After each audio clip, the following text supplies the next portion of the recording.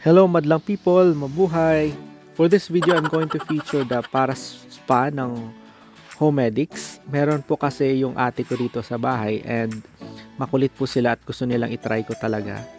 So anyway, sinearch ko po muna siya sa Amazon kung magkano po siya.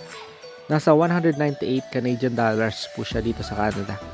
So nasa roughly 16,000 pesos. And as it says here, paraffin heat treatment soften smooth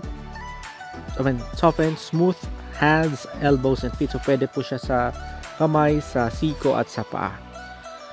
So, magiging ganito po yung itsura niya. As you can see, yung wax dyan hindi pa totally natunaw, but nagmamadali po kami. So, nilublob ko na yung paa ko dyan. Initially, medyo natakot ako kasi niisip ko baka ngayon mapasok ako, but hindi naman po, nasa tamang temp naman po siya. So you're going to submerge na lang yung paa nyo paulit-ulit yan hanggang sa kumapal nga yung wax na babalot sa paa nyo. At ang sarap po, actually nakaka-relax po siya. And after that, na feeling nyo okay na yung balot ng paa nyo ng wax, so babalutin na siya ng plastic. So yun po, at this point niloblog ko naman yung left foot ko. Anyway, hindi ko sinabi na hindi pala ako nakapaghugas pa ng paa. Joke. Anyway, niloblog ko nga yung left foot ko dyan, ulit-ulit mo lang hanggang sa kumapal na nga yung wax. And then yun, babalutin mo din siya ng plastic. So yan na. Tapos na dyan yung left foot ko, so babalutin na siya ng plastic and lilib mo lang siya into like 10 to 20 minutes, parang gano'n. Nakaka-relax po siya guys, ang sarap sa paa, para ka nagpa-foot spa. So ngayon tatanggalin na po yung wax.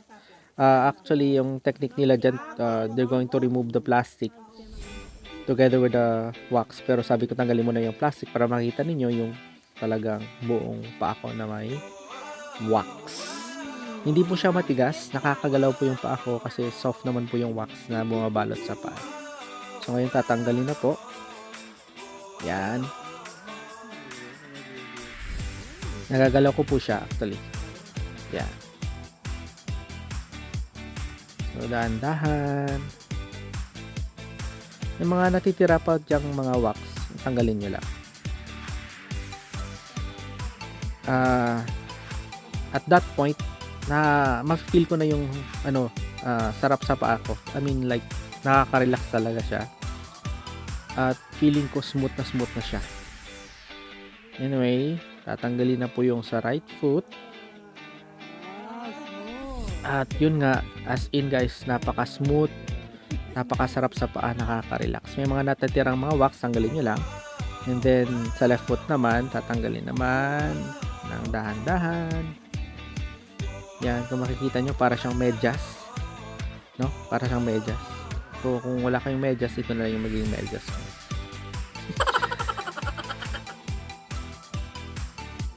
So, yun.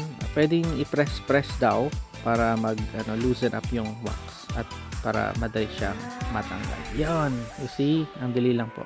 At yan po, ito po yung nakabalo talaga sa left foot ko. Ang sarap po kasi nakaka-relax, grabe. Like, share, and follow. Thank you!